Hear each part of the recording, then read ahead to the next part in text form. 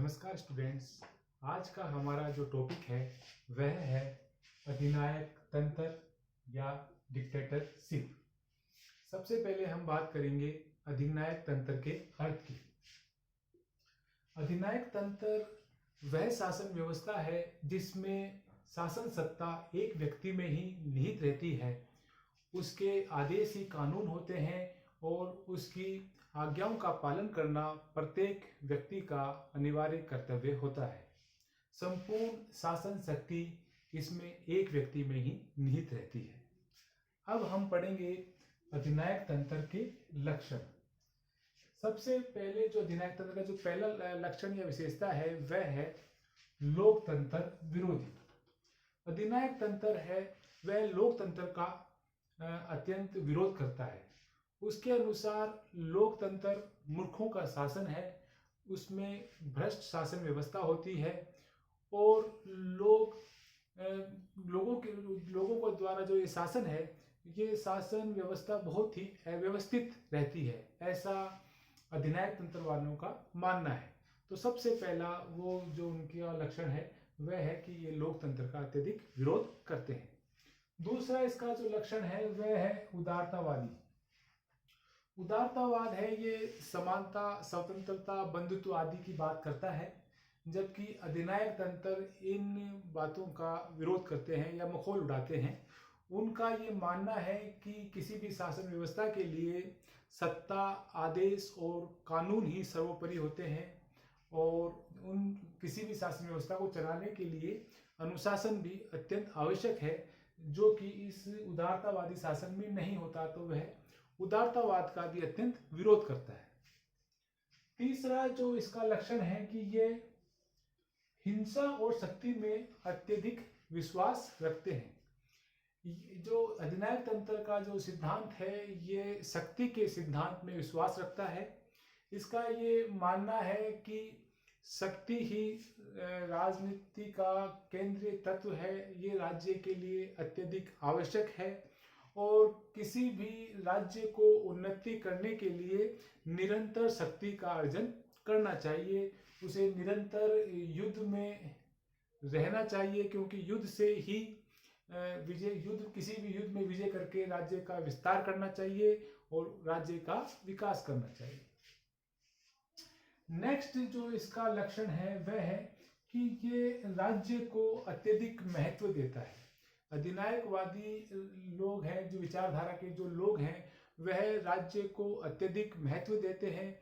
उनके अनुसार राज्य केवल एक शासन मात्र का तत्व ही नहीं है, ये एक आध्यात्मिक और नैतिक तत्व है और राज्य के भीतर ही सब कुछ है।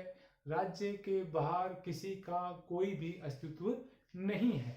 ये राज्य को सर्वोपरि मानते हैं और इनके अनुसार राज्य अपने आप में एक साध्य है और व्यक्ति और बाकी समाज और सभी साधन हैं। नेक्स्ट जो इसका लक्षण या विशेषता है कि ये व्यक्तिगत स्वतंत्रता का भी अत्यधिक विरोध करता है। इनके अनुसार व्यक्तियों की कोई ऐसी स्वतंत्रता नहीं होती।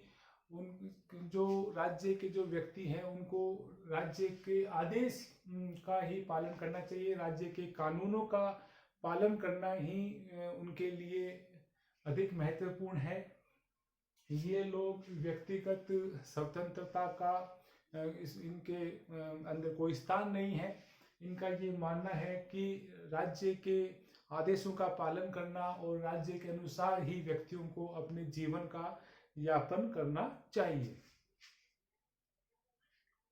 नेक्स्ट जो इसकी विशेषता है या लक्षण है वह है कि ये जो अधिनायकवादी होते हैं ये उग्र राष्ट्रवाद के समर्थक होते हैं। इनमें राष्ट्रवाद की भावना बहुत अधिक होती है। ये राष्ट्र के लिए हर वक्त युद्ध करने के लिए तत्पर रहते हैं। इनका ये मानना है कि राष्ट्र का निरंतर विकास होने के लिए ये आवश्यक है कि वह राष्ट्र युद्ध में निरंतर लगा रहे, ताकि वह राज्य अधिक से अधिक अपना विस्तार कर सके। इस जो अधिनायकवादी विचारधारा के जो लोग हैं ये अपने राष्ट्र से अत्यधिक प्रेम करते हैं और राष्ट्र के लिए अपनी जान निछावर करने के लिए हमेशा तत्पर रहते हैं। इनमें उग्र राष्ट्रवाद की भावना पाई जाती है। नेक्स्ट जो इसका लक्षण है वह यह है कि ये सर्वाधिकारवाद का समर्थन करते हैं। इनका ये मानना है कि राज्य के अंदर जो कुछ भी है उस पर राज्य का ही नियंत्रण रहता है, चाहे व्यक्ति हो, चाहे परिवार हो, चाहे समाज हो, चाहे संस्थाएं हो, जितने भी चाहे समूह हो का, अनेक समूह हो, चाहे किसानों का, मजदूरों का, उद्योगों का, व्यापारियों का, जो भी समूह है, जो भी राज्य के भीतर जो भी संसाधन है, उन सब के ऊपर राज्य का ही नियंत्रण रहता है और सब कुछ राज्य के अंदर ही है। राज्य के बाहर किसी का कोई अस्तित्व नहीं है। नेक्स्ट जो इनका लक्षण है कि इसमें एक दलीय शासन व्यवस्था पाई जाती है। ज्यादातर इसमें अधिनायक तंत्र में क्या होता है कि एक ही व्यक्ति या एक ही दल का शासन रहता है, जिस और वह शासन निरंतर चलता रहता है। तो जिस कारण से वहां पर अन्य जो विरोधी दल हैं उनको कोई मौका नहीं मिलता, उनको अपने विचार प्रकट करने का या अपने दलों को मजबूत करने का इतना अधिक मौका नहीं मिलता। तो आज हमने इस प्रकार से अधिनायक तंत्र के बारे में पढ़ा। सबसे पहले मैंने आप लोगों को इसके अर्थ के बारे में बताया कि अधिनायक तंत्र का अर्थ यह है कि जहाँ पे सत्ता है वह एक व्यक्ति में ही निहित रहती है और वह ही संपूर्ण शक्तियों का पालन करता है और उसके आदेश ही कानून होते हैं और उसके अनुसार ही सबको चलना पड़ता है। उसके बाद हमने अधिनायक तंत्र के लक्षण की बात करी और इस प्रकार से मैंने आपको इसके लक्षण बताए। धन्यवाद।